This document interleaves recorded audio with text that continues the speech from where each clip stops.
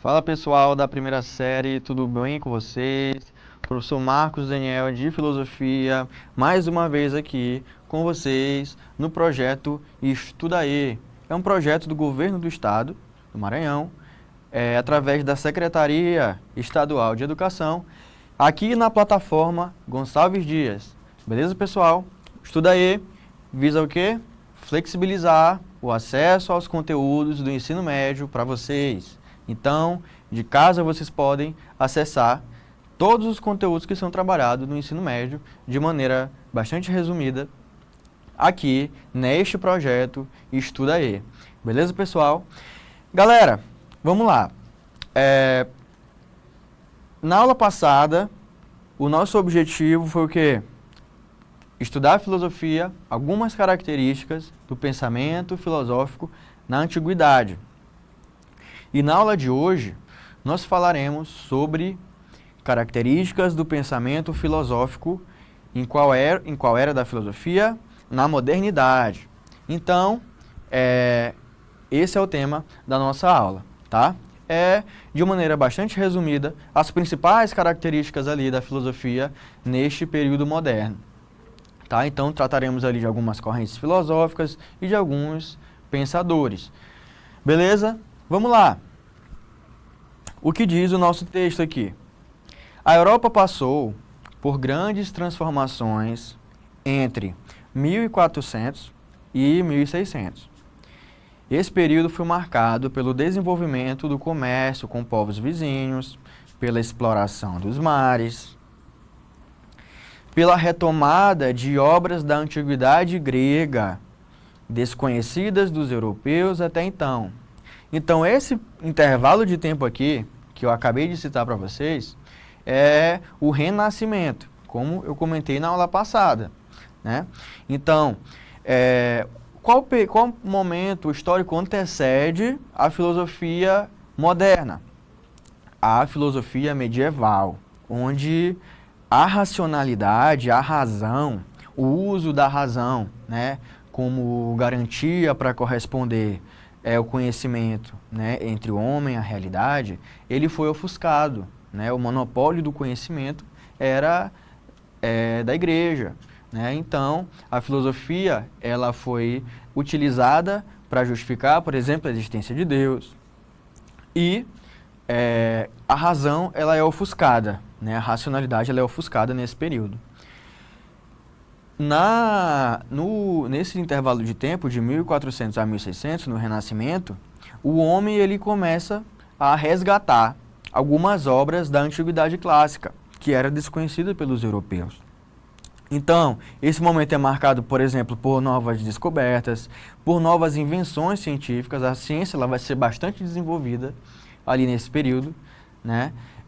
Pelo fortalecimento também dos reis, né, pelo crescimento das cidades e várias mudanças, né? Então, isso nos faz perceber, por exemplo, que de uma era da filosofia para outra, isso não acontece do dia para a noite. Nenhuma era filosófica ela muda de uma para outra do dia para a noite, sem que não houvessem causas para isso, né? Então, o Renascimento ele é o que vai abrir o caminho ali para a filosofia moderna. Beleza? Vamos continuar aqui nossos slides. Muitos filósofos desse período do Renascimento, eles chamavam a si próprios de humanistas. Por que humanistas? Essa palavra, ela faz referência aos estudos humanos compostos de diversos saberes, né? E não somente mais a teologia. Agora o homem estuda também a filosofia, a história, a retórica e diversos outros conhecimentos, né, criados e desenvolvidos ali pelo ser humano. Então, esses filósofos, eles se autodenominavam de humanistas. E aqui, pessoal, né, esses filósofos, né, eles vão atribuir bastante importância à experiência humana. Então, ao contrário da filosofia medieval, que se dedicou, sobretudo, como diz aqui o nosso texto, a compreender Deus e os fenômenos divinos, os humanistas, por outro lado, eles buscam entender o ser humano e seu modo de vida. E para ficar mais didático, a gente sempre cita aquela passagem, né, de Que passagem, professor? Do teocentrismo para o antropocentrismo. Ou seja, teocentrismo significa que Deus está como centro da investigação, né? Deus está como centro da investigação filosófica. Agora, com a valorização dos estudos humanos, a gente já passa para um antropocentrismo, onde a racionalidade e o ser humano vão ganhar bastante importância. Vamos lá. Assim, ao contrário da filosofia medieval, certo, ela estuda Deus e compreendeu os fenômenos divinos. Agora que no Renascimento o homem está criando a ciência, ou seja, dominando a natureza, né, criando a técnica para dominar a natureza, entender o ser humano, o modo de vida humano. Então a gente já percebe essa grande diferença aí dessas duas eras. Ok. Tem influência grega no pensamento humanista do Renascimento. Por exemplo, Platão e Aristóteles passaram a ser estudados em grego por muitos humanistas que acreditavam ser possível captar mais fielmente suas propostas, abandonando interpretações defendidas pelas autoridades que ensinavam nas universidades medievais. Então, por exemplo, Platão, ele vai ser reinterpretado ali pelo Santo Agostinho na filosofia medieval. Estudaremos sim, teremos aula para filosofia medieval, mas aguardem aí, né?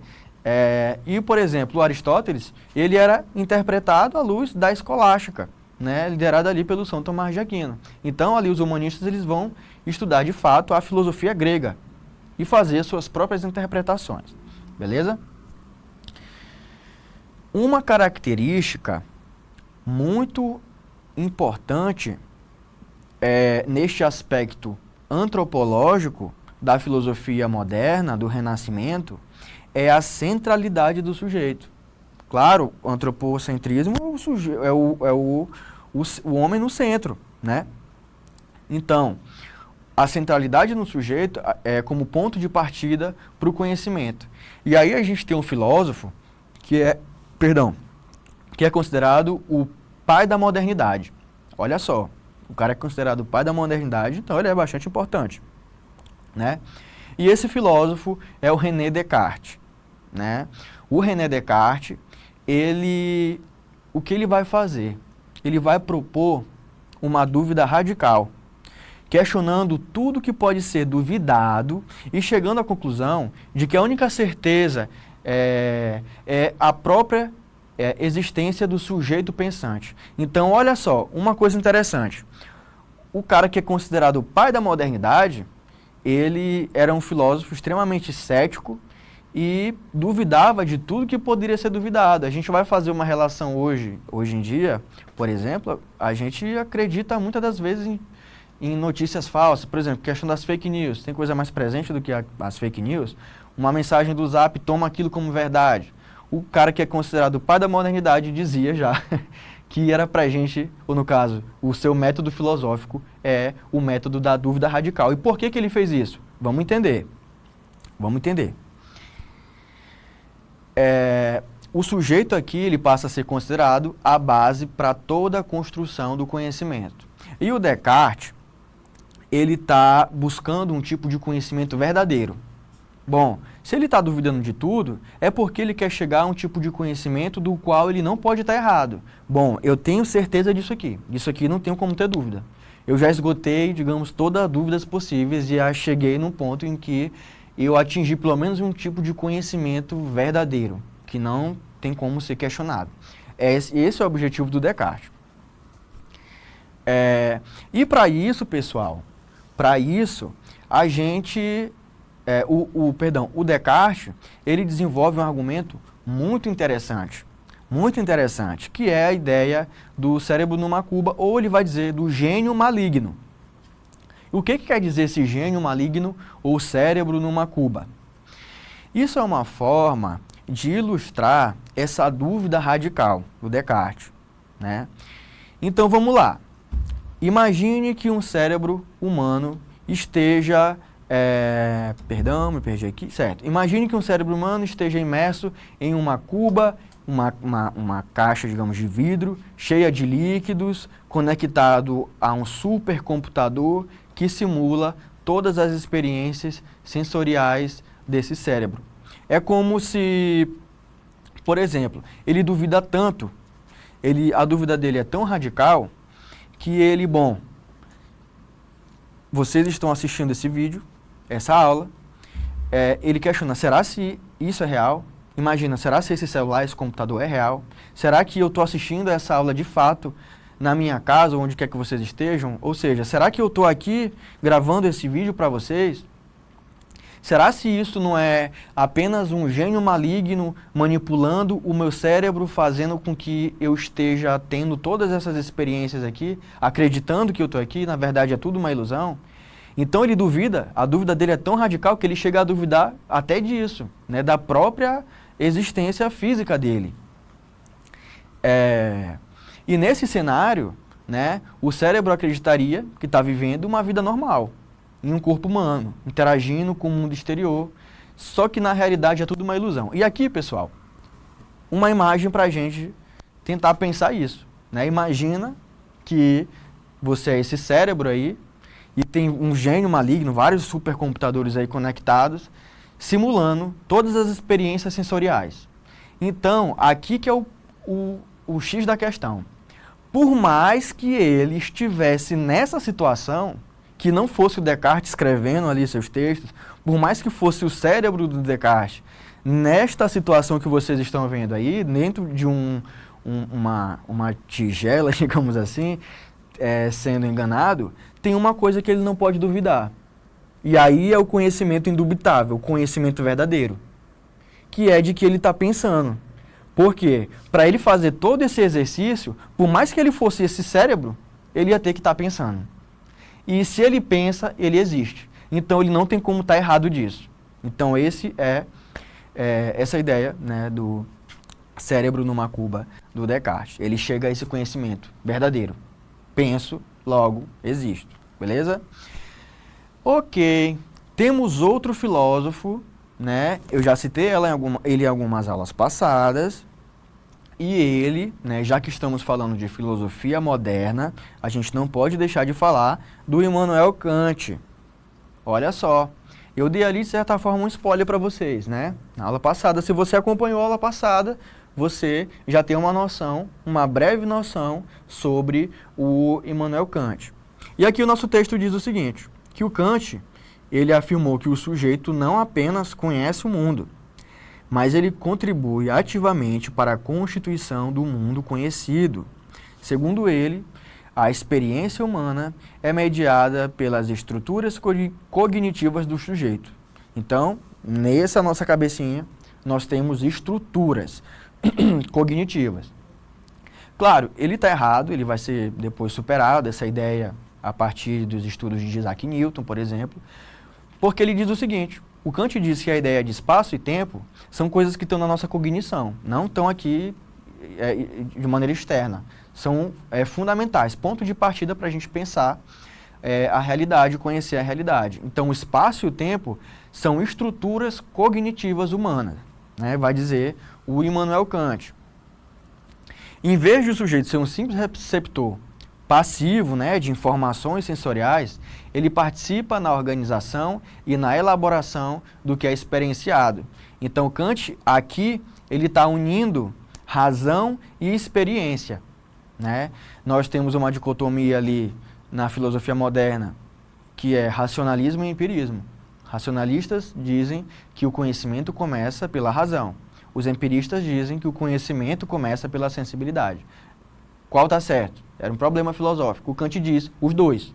Ele diz, bom, a gente não só recebe informação a partir da nossa sensibilidade, dos meus olhos, do meu ouvido, do meu nariz, do meu tato.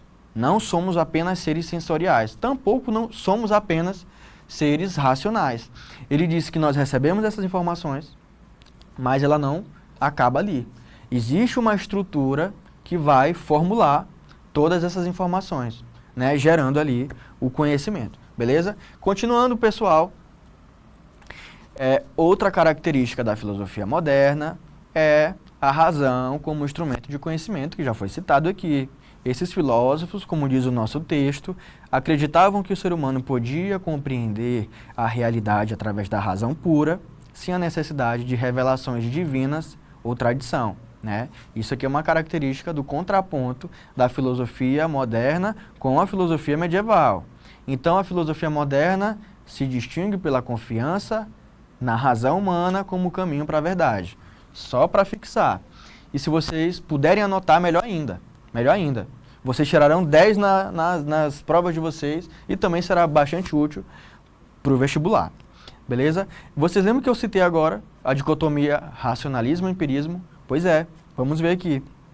O racionalismo defende que a razão é a única fonte verdadeira de conhecimento e esse é um tema muito importante da filosofia moderna. Temos os filósofos racionalistas, o Descartes, né?